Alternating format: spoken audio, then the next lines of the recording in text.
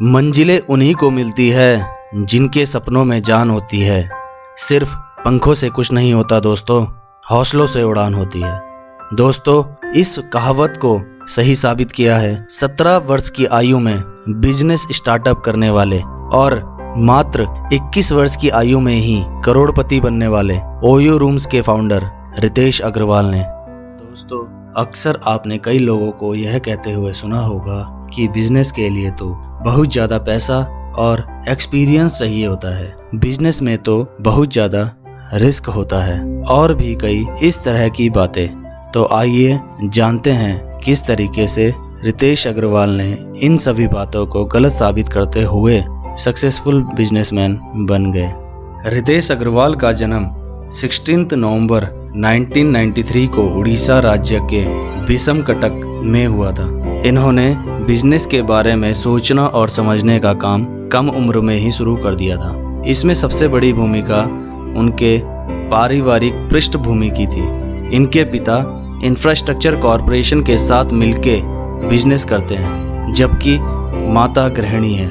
इन्होंने 12वीं तक की पढ़ाई रायगढ़ जिले के स्केर्ड हार्ट स्कूल में की। इसके बाद इनकी इच्छा IIT में दाखिला लेने की हुई, जिसकी तैयारी के लिए वे राजस्थान के कोटा आ गए और कोटा में ही उनके बस 2 ही काम थे, एक पढ़ना और दूसरा जब भी छुट्टी मिले तो खूब ट्रैवल करना। यहीं से उनकी रुचि ट्रैवलिंग में बढ़ने लगी और कोटा में ही उन्होंने एक किताब लिखी जिसका नाम Indian engineering college a complete encyclopedia of top 100 engineering college था। और जैसे कि पुस्तक के नाम से ही लग रहा है, यह पुस्तक देश के 100 सबसे प्रतिष्ठित इंजीनियरिंग कॉलेज के बारे में थी। इस किताब को देश की सबसे फेमस ई-कॉमर्स साइट फ्लिपकार्ट पर बहुत पसंद किया जाने लगा।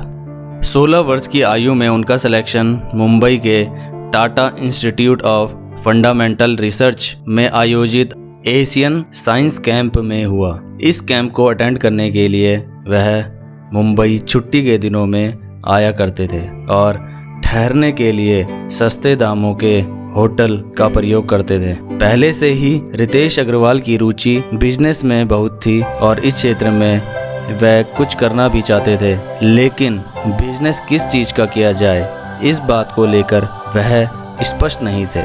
कई बार वे कोटा से ट्रेन पकड़ के दिल्ली आ जाया करते थे और मुंबई की ही तरह सस्ते होटल में रुकते थे ताकि दिल्ली में होने वाले बिजनेस इवेंट को अटेंड कर सकें। तभी उन्होंने सस्ते होटल के बुरे अनुभव को बिजनेस का रूप देने की सोची और वर्ष 2012 में ही उन्होंने अपने पहले स्टार्टअप ओरेवल स्टे की शुरुआत की।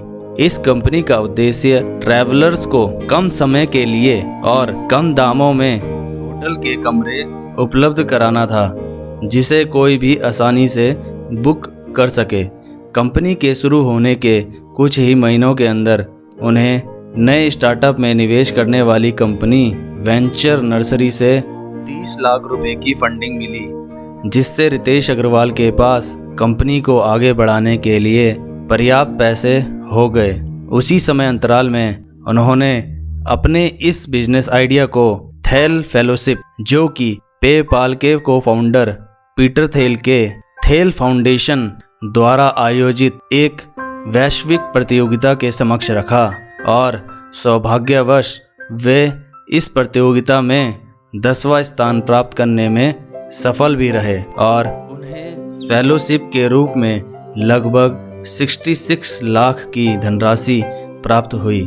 बहुत ही कम समय में उनके नए स्टार्टअप को मिली इन सफलताओं से वे काफ़ी उत्साहित हुए और वे अपने स्टार्टअप पर और बारीकी व सावधानी के साथ काम करने लगे। लेकिन पता नहीं क्यों उनका यह बिजनेस मॉडल अपेक्षित लाभ नहीं देने में असफल रहा और ओरेवल स्टे धीरे धीरे घाटे में चला गया। वे परिस्थितियों को जितना सुधारने का प्रयास करते, स्थिति और खराब होती जाती और अंत में उन्हें यह कंपनी अस्थायी रूप से बंद करनी पड़ी। रितेश अपने स्टार्टअप के असफल होने से निराश नहीं हुए और उन्होंने दोबारा स्वयं द्वारा बनाई गई योजनाओं पर विचार करने की सोची ताकि इसकी कमियों को दूर किया जा सके। इससे उन्हें यह अनुभव हुआ कि भारत में सस्ते होटल मिलना या ना मिलना कोई समस्या नहीं है। दरअसल कमी है होटल का कम पैसों में अच्छी फैसिलिटी प्रोवाइड करना। और फिर उन्होंने अपने अनुभव को याद किया कि होटल में कभी कभी बहुत ज़्यादा पैसे देने के बाद भी गंदे और बदबूदार कमरे मिलते और कभी कभी कम पैसे में भी आरामदायक और सुविधापूर्ण कमरे मिल जाते थे। इन्हीं बातों ने उन्हें फिर प्रेरित किया कि वे ओरेवल स्टे में नए बदलाव करें और ट्रैवलर्स की सुविधाओं का ध्यान में रखते हुए नए रूप से प्रस्तुत करें। और फिर क्या था, वर्ष 2013 में फिर ओरेवल लॉन्च हुआ, लेकिन इस बार नए नाम और नए मकसद के साथ। अब ओरेवल्स का नाम ओयो रूम्स था, जिसका मतलब होता है आपके अपने कमरे। अब वह होटल के कमरे और वहां मिलने वाली मूलभूत सुविधाओं की गुणवत्ता का भी ख्याल रखने लगे। इसके लिए कंपनी ने कुछ पैरामीटर को निर्धारित किया। अब जो भी होटल ओयो कंपनी से जुड़ता उसका निरीक्षण कंपनी के कर्मचारी करते। अगर वह तय पैरामीटर में होते हैं तभी ओयो से जुड़ पाते हैं। इस बार रितेश की मेहनत रंग लाई और सब कुछ वैसा ही हुआ जैसा वे चाहते थे। किफ़ायती दामों पर बेहतरीन सुविधाओं के साथ ट्रैवलर्स को यह सेवा बहुत पसंद आने लगी और धीरे धीरे ग्राहकों की मांग को पूरा करने के लिए कंपनी में कर्मचारियों की संख्या 2 से 20, 20 से 40 और अब 17,000 से भी ज़्यादा है।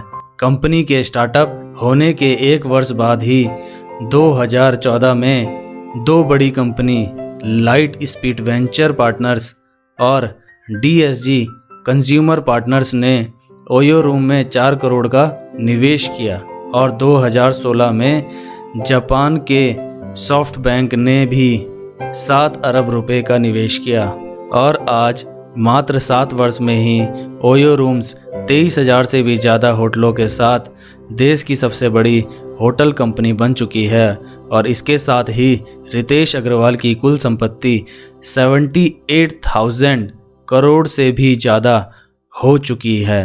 अगर आपको यह कहानी अच्छी लगी हो तो लाइक, शेयर और सब्सक्राइब करें हमारे YouTube चैनल को।